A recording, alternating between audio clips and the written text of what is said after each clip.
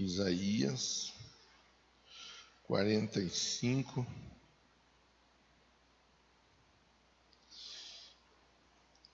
Eu estou com uma tradução aqui, Vitor, mas eu não anotei a tradução. Eu vou ler com você na NVI e vou ler novamente depois na tradução que está na minha folha. Isaías 45, 22. Deus, tenha misericórdia da minha vida, eu te peço. Me usa, Deus, como uma ferramenta nas tuas mãos nesta hora. Eu quero ser, ó Deus, usado por ti, do jeito que o Senhor achar melhor. Tenha misericórdia da minha vida e me dê graça, eu te peço em nome de Jesus. Amém. Isaías 45, 22. Voltem-se para mim, sejam salvos, todos vocês, confins da terra, pois eu sou Deus, não há nenhum outro. Eu vou ler numa outra versão aqui, mas eu não anotei, então eu vou ficar devendo falar para você qual versão ela está. Olhai para mim, sereis salvos, vós, todos os confins da terra, porque eu sou Deus e não há outro. Duas traduções diferentes, um pouco no início, mas que falam da mesma coisa. Achou, Vitor? Ótimo, Deus abençoe. O Victor que está forte, hein? Você vai na academia lá todo dia ele está lá, ele pega, ele levanta, ele faz muito bem, parabéns pela dedicação e disciplina. Olhai para mim, voltem-se para mim. Verbos diferentes, mas a ideia é a mesma. E o que eu quero conversar com você nessa manhã vai ao encontro da abertura que a Marlene fez e na oração que ela fez, ela ainda falou dos montes, qual é o monte que tem trazido algum tipo de dificuldade. Às vezes nós estamos com dificuldades, às vezes nós estamos passando por situações difíceis no nosso dia a dia. Tem situações que nós podemos falar, tem situações que nós não podemos falar, ou às vezes nós não nos sentimos à vontade para conversar com quem está à nossa volta. O certo é, todos nós, dia após dia, passamos por momentos difíceis, por momentos adversos, e Deus, Ele tem para a nossa vida a resposta, Ele tem para a nossa vida o milagre, Ele tem para a nossa vida a libertação, Ele tem aquilo que nós necessitamos. O que nós precisamos é entendermos, em primeiro lugar, que existe um Deus, e a Bíblia diz, o texto é bem claro, dizendo assim, não há outro Deus, eu sou o Deus, não há outro. Eu costumo conversar, ainda essa noite eu estava com a minha mãe, mais uma vez, passando a noite junto com a minha mãe, e mais uma vez na minha conversa com ela, eu oro com ela, eu dou medicamento, faz o que tem que fazer. Se precisa de trocar a fralda, a gente troca a fralda, ou o que precisa fazer, a gente faz. E eu mais uma vez falava para minha mãe, mãe, senhora não esqueça, converse com Jesus, fale com Jesus, é só Jesus, não tem outro, não tem outro. É importante a gente deixar claro, seja para uma pessoa que tem já sua fé resolvida, seja para aquela pessoa que ainda está procurando se achar em relação à fé, é importante nós deixarmos claro que não há outro. Está aqui, o texto diz, não há outro, eu sou Deus, não há outro. É importante nós entendermos que o Deus que salva, que cura, que liberta, que restaura, Ele está na palavra, dia após dia, alcançando o coração de todo aquele que nele espera, que nele busca. Então a leitura diz, olhai para mim, o outro versículo diz, voltem-se para mim e sejam salvos. Seja olhando, seja voltando para Jesus, a palavra diz que nós seremos salvos. Eu quero ler um outro texto de apoio, que está em Isaías 9:6. Isaías 9:6.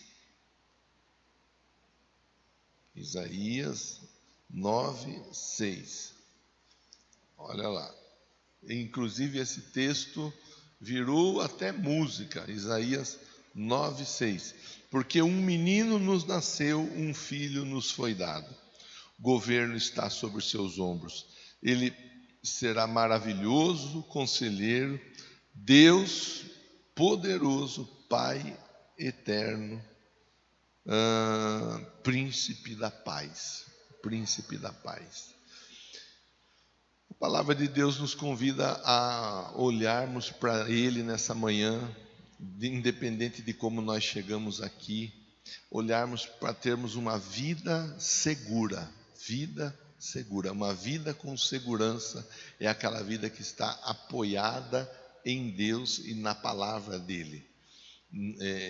Jesus, Ele ensina lá em Mateus capítulo 7 a respeito daquele que ouve a palavra e pratica, que é comparado a uma pessoa prudente, que vai construir uma casa, constrói a casa sobre a rocha. Vem vento, vem rio, a chuva bate contra a casa, mas a casa não cai. Uma pessoa que ouve a palavra, mas não pratica, ela é comparada àquela pessoa que é tola, que constrói a casa, mas constrói sobre a areia. Quando vem o vento, quando vem o rio, quando vem a chuva, bate e a casa desmorona. A casa representando nossa vida, nosso sonho, nossos planos, nossos projetos e assim por diante.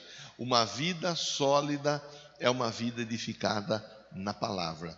Uma vida sólida é uma vida edificada na rocha firme e inabalável, que é Jesus Cristo.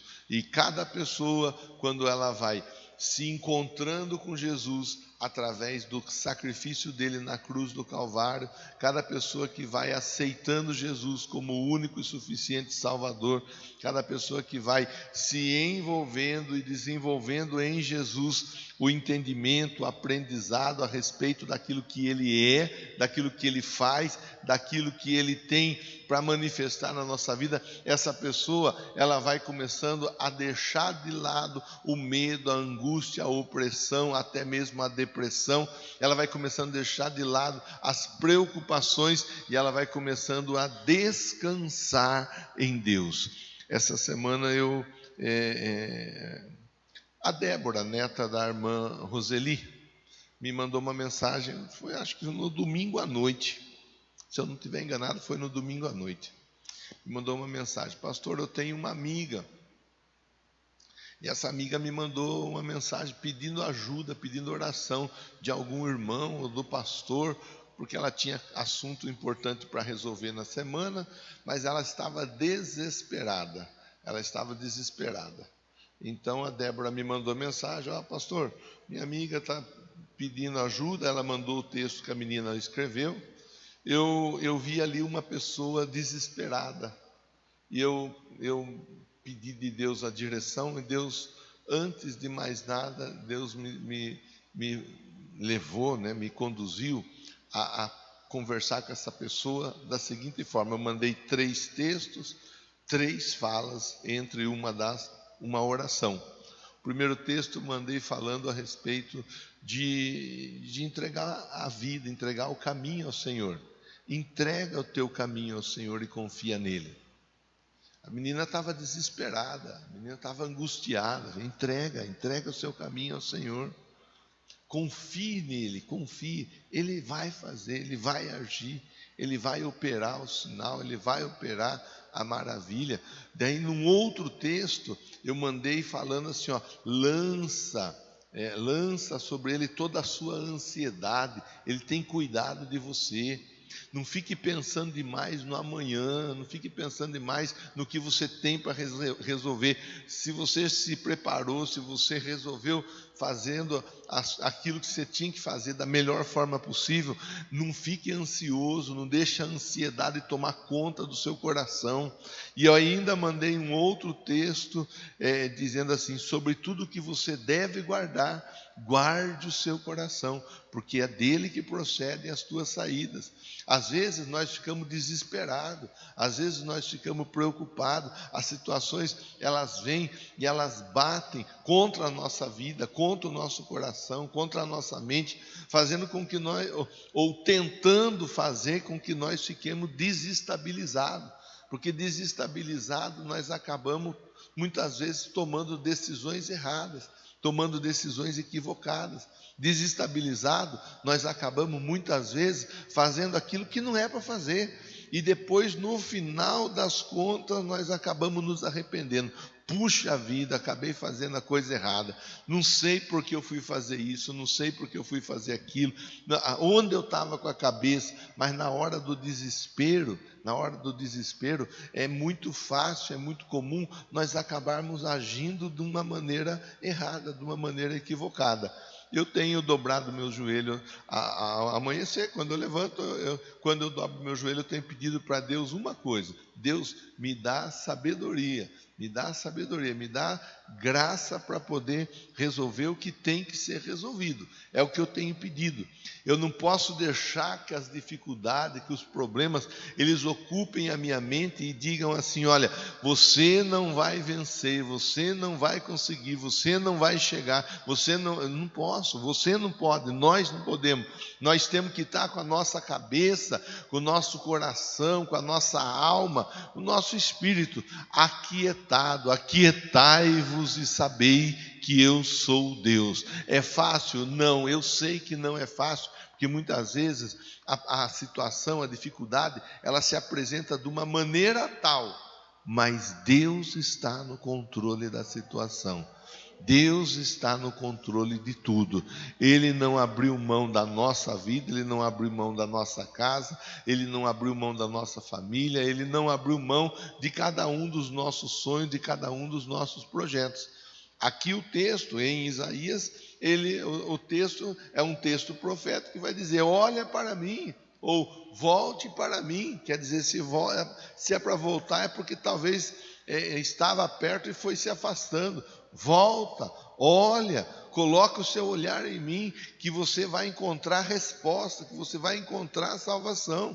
Às vezes nós somos convidados a olhar para muitos lados, às vezes nós somos convidados a olhar para a nossa força, às vezes nós somos convidados a olhar para o nosso recurso financeiro, às vezes nós somos convidados a olhar para o nosso entendimento, às vezes nós somos convidados a olhar para as pessoas que estão à nossa volta e nos dão algum suporte, alguma segurança. Às vezes nós somos convidados a olhar para alguma situação que nós colocamos assim a confiança: de lá pode vir a resposta para a minha vida. Às vezes nós olhamos para muitos lugares ou pessoas ou situações e não olhamos para Deus. O texto diz: olhem para mim. Com outras palavras, ele está dizendo: não se distraiam com nada, mantenham o seu olhar fito, fortalecido, firme em mim. A Bíblia diz que o Pedro, num dado momento que ele estava andando por sobre as águas, ele olhou para a situação que ele estava enfrentando, ele olhou para as ondas agitadas, ele olhou para a insegurança que se apresentava à volta dele, e ele passou a colocar o olho naquilo que estava à volta e não em Jesus, e foi aí que ele começou a afundar. Quando ele tirou o olho de Jesus.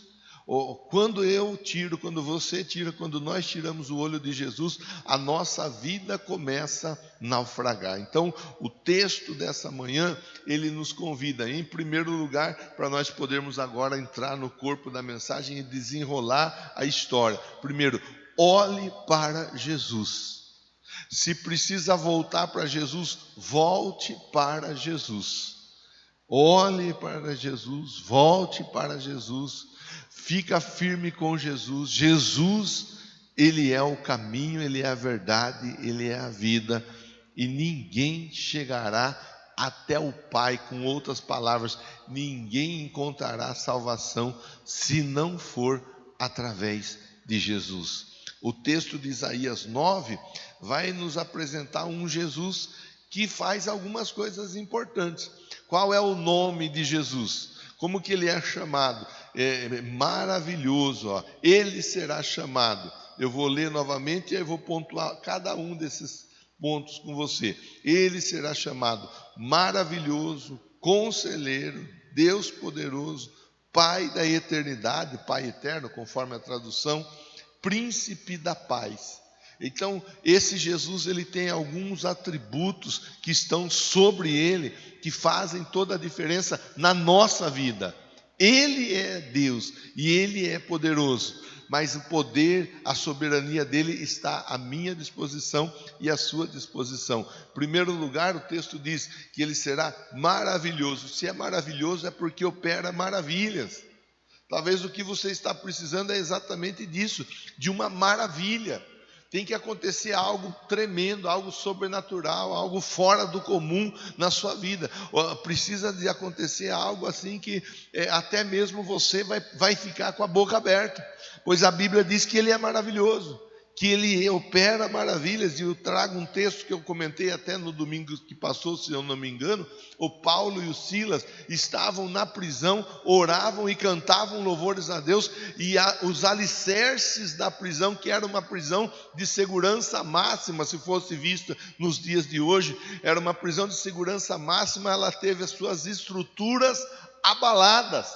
Às vezes a situação se apresenta à nossa vida de uma maneira como não tem o que fazer, é intransponível, é impossível acontecer, é impossível fazer. Bom, a Bíblia diz que ele opera a maravilha, e se precisar desestruturar uma estrutura reforçada ao extremo, ele tem poder mais do que suficiente. Talvez alguém esteja precisando de um milagre dessa ordem, de um milagre dessa grandeza. Pastor, na minha casa, o obstáculo, a situação, a dificuldade se estabeleceu de um jeito que não tem o que fazer.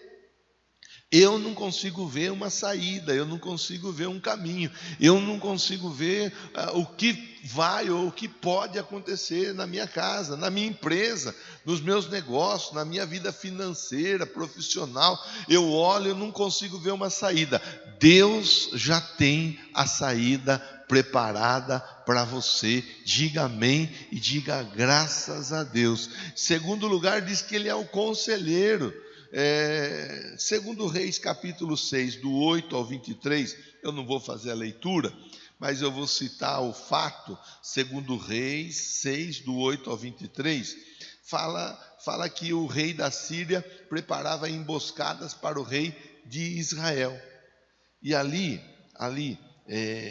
Deus, ele dava exatamente para Eliseu, ele dava a estratégia. Eliseu, conversa com o rei de Israel e fala que o rei da Síria está preparando emboscada em tal e tal lugar. E assim foram algumas vezes. Toda vez que o rei da Síria se levantava contra o rei de Israel, Deus revelava e dava ao Eliseu a palavra. Eliseu orientava o rei de Israel. Às vezes tudo que nós precisamos é de orientação, tudo que nós precisamos é de conselho, tudo que nós estamos querendo é um conselho, sabe? Tem gente que abre mão do conselho, tem gente que não gosta. Tem um ditado não é Bíblia, tem um ditado que diz: quem não ouve conselho, ouve coitado. Isso é ditado popular, que não deixa de ser uma verdade. Tem gente que não gosta de ouvir conselho. Deixa que eu faço do meu jeito, eu sei o que eu estou fazendo, eu já sou grande já. Tem gente que fala assim. Pois a Bíblia ensina para nós, na multidão de conselhos, a sabedoria. Quando a gente ouve, ainda outro dia eu conversava com uma pessoa que estava por tomar uma decisão, eu perguntei: você já ouviu quem? Não, eu não ouvi ninguém. Então, antes de você tomar a decisão, ouça uma, duas, três, até 4 pessoas, mesmo que você não aceite a opinião das pessoas, mas ouça o que essas pessoas têm para falar, porque às vezes a gente ouvindo alguém, nós podemos repensar uma atitude que poderia ser catastrófica na nossa vida. Às vezes a gente ouvia: olha, eu não tinha pensado por esse caminho, eu não tinha pensado por esse viés, eu não tinha pensado assim. Então, Ele é o Deus que dá o conselho. Ele dá o conselho muitas vezes através do altar. Muitas vezes eu ouvi pessoa na saída do templo dizendo: pastor, eu queria falar com você uma coisa depois do culto, mas nem precisa falar mais, porque Deus já usou o senhor para falar. Deus, Ele aconselha do altar. Mas muitas vezes Ele vai usar a pessoa para falar conosco. Muitas vezes Ele vai usar a pessoa para nos aconselhar. Às vezes é o conselho do pai, às vezes é o conselho da mãe, que tem gente que abre mão do conselho do pai, conselho da mãe. E pai e mãe é uma coisa. Se a mãe falar: leva o guarda-chuva porque vai chover, é melhor escutar, porque vai tomar chuva depois se não levar o guarda-chuva. Mas tantos e tantos filhos, seja jovem, criança ou não, que às vezes já não é mais nem criança e está precisando de conselho, mas não ouve conselho, né? Então, um conselho, Deus usa o altar, Deus usa pessoas que estão à nossa volta, Deus usa muitas vezes até pessoas que não tem nada a ver. Olha o que eu vou contar para você. Talvez, não sei. Bom, eu vou contar. Outro dia eu estava na hidroginástica. Há um tempo atrás eu estava fazendo hidroginástica. Eu estava com um problema aqui do lado, que a gente tem os 2 cachorros nossos que são uma bênção. Mas você não pode deixar nada dando sopa para eles, que eles destroem. E eles gostavam de ir ali no coqueiro, onde tem a grama, e eles cavavam. Eu não sei se é para refrescar, não sei para que é. Todo dia de manhã tinha aquele monte de terra esparramada, que ele cavava toda a terra do coqueiro, era terra para cá e buraco, a grama, estragou toda a grama. E eu falava: mas o que nós faz? Bater não adianta bater, não vou ficar batendo neles por conta disso. Mas eu estava incomodado com essa situação.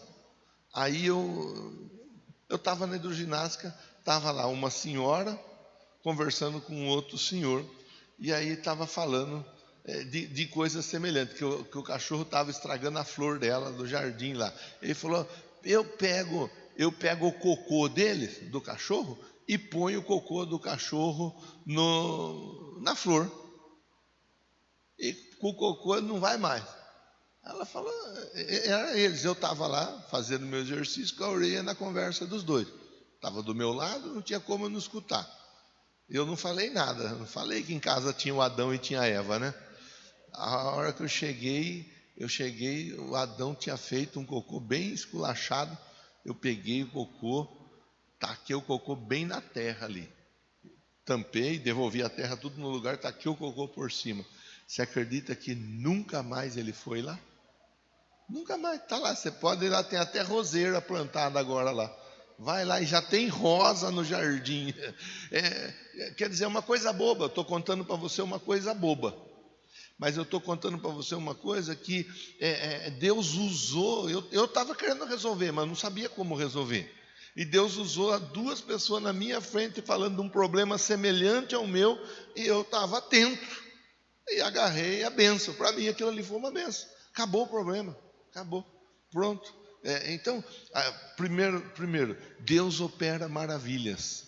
Ele opera maravilhas. Segundo, Ele dá o conselho.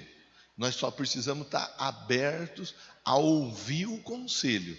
Se o conselho vem do altar, se o conselho vem de uma conversa pessoal, ou se o conselho vem através de um terceiro, isso é o que menos importa. O importante para nós é nós recebermos de Deus o conselho para aquela situação que nós estamos necessitando tanto em um determinado assunto. Terceiro, Ele é o Deus forte. Ele é o Deus forte. Sendo Ele o Deus forte, se você quiser anotar a referência, Êxodo 12, 29, vai falar de Deus libertando o povo das mãos do faraó. Ele é um Deus forte. A força de Deus, ela vai além. O faraó era a pessoa mais importante, mais temida da época. Mas quem é que venceu a batalha? Quem é que venceu a quebra de braço?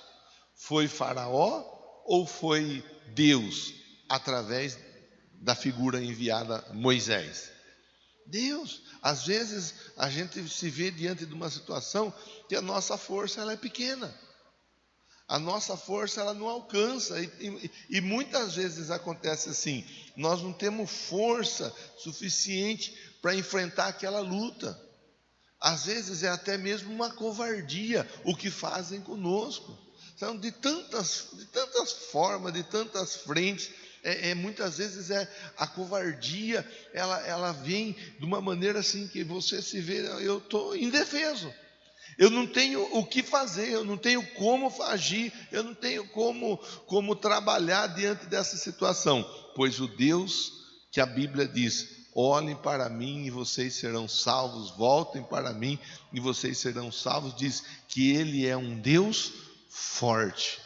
Ele é um Deus que trabalha. Não importa a resistência, não importa o tamanho do gigante, que nós temos a história do Davi e do Golias. Não importa o tamanho do Golias, não importa o tamanho do gigante, não importa o tamanho do problema.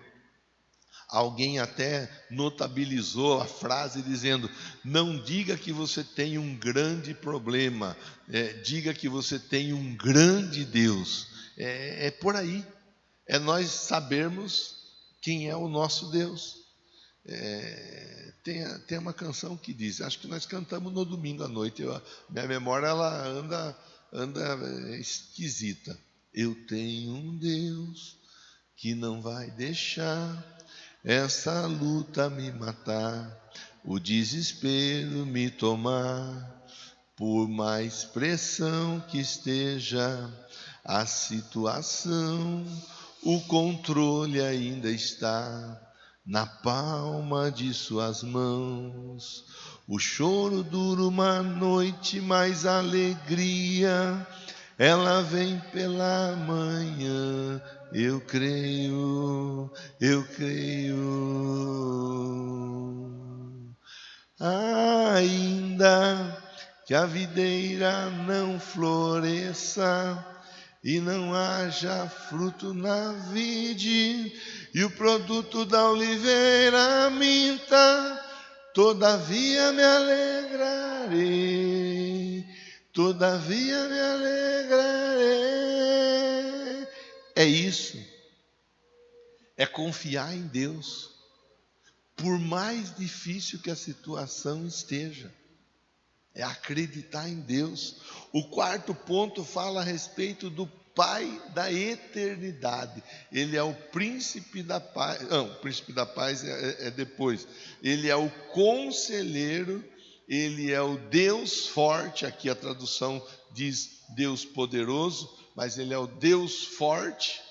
Ele é o Deus forte e ele é o Pai da eternidade. Eternidade nós já conversamos no discipulado. Eternidade diz respeito ao tempo. Eternidade diz respeito ao tempo. E não tem um adversário mais implacável do que o tempo. O tempo ele consegue derrubar muita gente na caminhada da fé. Porque às vezes é comum a gente ver assim, ó, eu falo porque eu estou acostumado a ver isso aí. Eu posso falar pela minha vida. Foram 25 anos plantando uma semente que não era uma semente boa. Depois eu converti, aos 25 anos de idade, eu conheci Jesus. Aí eu queria que as coisas acontecessem na minha vida de imediato. Mas eu plantei uma semente ruim durante 25 anos. Depois desses 25 anos, agora começou a ser plantada a boa semente na minha vida. Só que a semente ruim que foi plantada, ela ainda tinha um tempo para parar de germinar.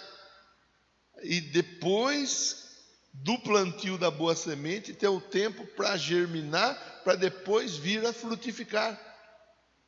Às vezes nós queremos que aconteça de imediato. É comum nós vermos as pessoas querendo que aconteça para ontem. Mas tem coisa que não acontece para ontem. Tem coisa que acontece de imediato. Nós temos, por exemplo, o rapaz na cruz do lado de Jesus, que não era o ladrão da cruz. ele está do lado de Jesus, ele fala: lembra-te de mim. Jesus falou: ainda hoje. Hoje mesmo nós vamos estar juntos lá no paraíso. Não demorou nada. Não demorou nada. A resposta chegou de imediato. Na beira da estrada, lá no caminho para Jericó, tinha um cego. O cego clamou: o que você quer? Quero ver. Veja. Já a história bíblica conta que no tanque de Betesda tinha um rapaz que estava lá naquele tanque há 36 anos, se eu não estiver enganado. Se é 36, é 38. Os teólogos todos de plantão aí, se eu estiver falando errado, mais de 30 anos, pronto. Mais de 30 anos, paralítico, coxo, esperando a resposta. Demorou para chegar a resposta, mas a resposta chegou. Posso ainda acrescentar um outro personagem bíblico, Josué e Caleb. Esperou 40 anos até a promessa se cumprir. Quer dizer, tem coisa que vai demorar para acontecer. Vai demorar aos nossos olhos. Mas Deus sabe a hora certa. Deus sabe o momento certo. Tem coisa que, se for entregue para nós antes, nós atrapalhamos, nós estragamos, nós não aproveitamos. Tem bênção que se torna maldição. Na Bíblia está escrito, e não é à toa. Não é à toa. Não imponha as mãos sobre ninguém precipitadamente. Não imponha. Se está escrito na Bíblia assim, é porque Deus ele zela pelo tempo da maturação. Pastor, na minha casa eu estou orando, ainda não aconteceu o milagre. Continue orando e continue dando bom testemunho. Pastor, eu estou esperando acontecer o milagre na minha vida financeira. Eu já mexi com isso, eu já mexi com aquilo, mas ainda não chegou. Continua mexendo com isso, continua mexendo com aquilo, continua se preparando. O milagre vai chegar. Deus, ele é o Pai da eternidade. Sendo o Pai da eternidade, o tempo está no controle dele. Está no controle dele. O que nós não podemos é ser vencido pelo tempo. O tempo não pode dizer para nós, Bela, não vai acontecer, e a gente acreditar nele. Porque o tempo, muitas vezes, ele vai nos convidar a pensar assim: olha, então, já foi tanto tempo e ainda não aconteceu. Eu me lembro da sogra da pastora Kátia. A sogra da pastora Kátia, ela não estava nem na reta final, ela já estava cruzando a linha de chegada. E foi ali que Deus operou o milagre. Quando? Não importa. Nós não precisamos ficar preocupados com o tempo. Porque você vai observar que geralmente pessoa que tem dificuldade com o tempo, ela tá com doença. Ou ela está ansiosa, a ansiedade leva a pessoa ao desespero, ou ela está deprimida, porque ela fica, tempo, depressão, ansiedade ou estresse, é muito futuro, muito presente, muito passado. A gente tem que viver a vida, dia após dia, o que eu falei no começo da nossa conversa. Entrega o teu caminho ao Senhor, Ele é o Pai da eternidade. E para finalizar a nossa conversa dessa manhã, Ele, além de tudo, Ele é o príncipe da paz. Ele é o príncipe da paz. João 14, 27, se você quiser anotar a referência, João 14, 27 vai nos ensinar que Ele nos dá a paz, mas Ele nos dá a paz não do jeito que o mundo dá. Porque o mundo oferece uma paz que é passageira, uma paz que é condicional. Uma paz condicional. Esse é o jeito que o mundo oferece a paz. Você tem paz se você fizer isso. Você tem paz se você fizer aquilo outro. Você tem paz, mas você tem que me dar ou me devolver tanto. O mundo oferece paz sempre pedindo algo em troca. Você pode parar e observar. Quando é a paz oferecida pelo mundo, você vai ter um contra-cheque que você vai ter que assinar e vai ter que devolver aquela carga. Pode fazer essa avaliação, você vai entender o que eu estou falando. a paz que Deus dá, Ele dá uma paz que excede todo o entendimento. Nós sabemos que tem dificuldade, sabemos que tem problemas, sabemos que tem a luta, sabemos que tem a prova, sabemos que tem a situação difícil de ser resolvida, mas nós continuamos acreditando que Deus, Ele está no controle da situação. Foi feito um concurso, um quadro, um concurso de artes para exemplificar. O artista, ele deveria exemplificar o que significava a paz para ele. E foram muitas as obras de arte muito, muito bem feitas.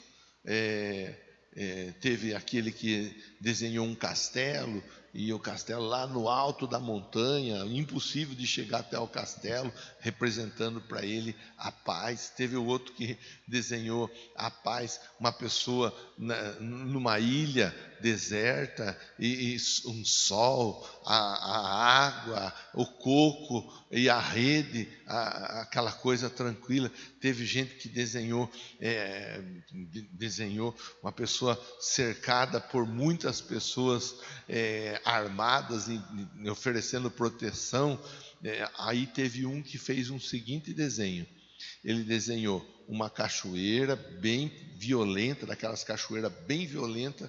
Aí ele desenhou um galho bem comprido, lá no final daquele galho, um ninho de pássaros.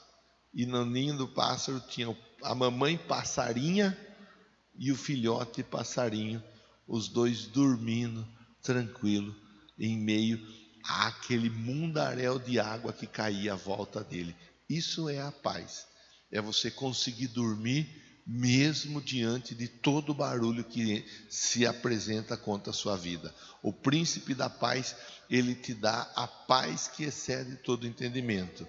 O príncipe da paz, ele te faz dormir mesmo sabendo que as dificuldades estão aí à volta, tentando de alguma forma te destruir, mas você dorme porque você sabe em quem você tem crido. Vamos ficar em pé?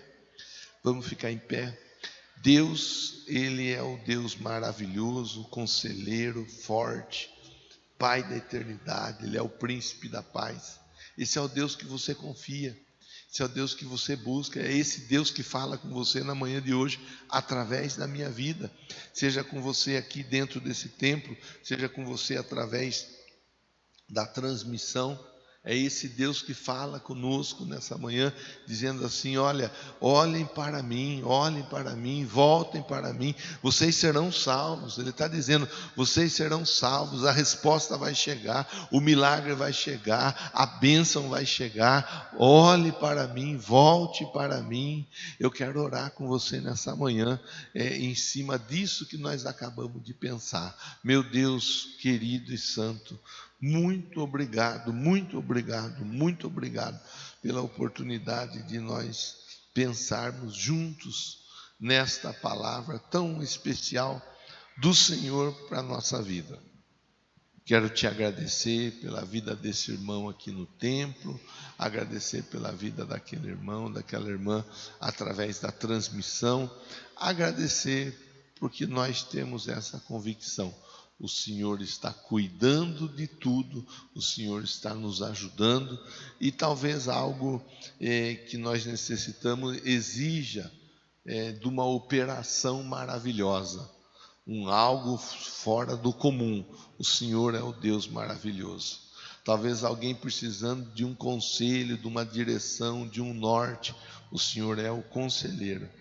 Talvez alguém precisando, ó Deus, que a tua força seja manifesta nesta questão. A Bíblia diz que o Senhor é o Deus forte. Talvez alguém preocupado com o tempo, o Senhor é o Deus que é o Pai da eternidade. Talvez alguém que não está nem conseguindo dormir direito, a Bíblia diz que o Senhor é o príncipe da paz, e é no Senhor que nós temos colocado a nossa fé, nossa confiança.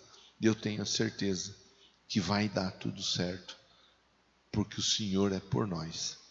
E se o Senhor é por nós, quem será contra nós?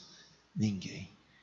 Que Deus te abençoe, te guarde, te proteja, que essa palavra encontre um lugar no seu coração e nos momentos mais difíceis você se lembre: olhe para Deus e Ele vai te dar a salvação.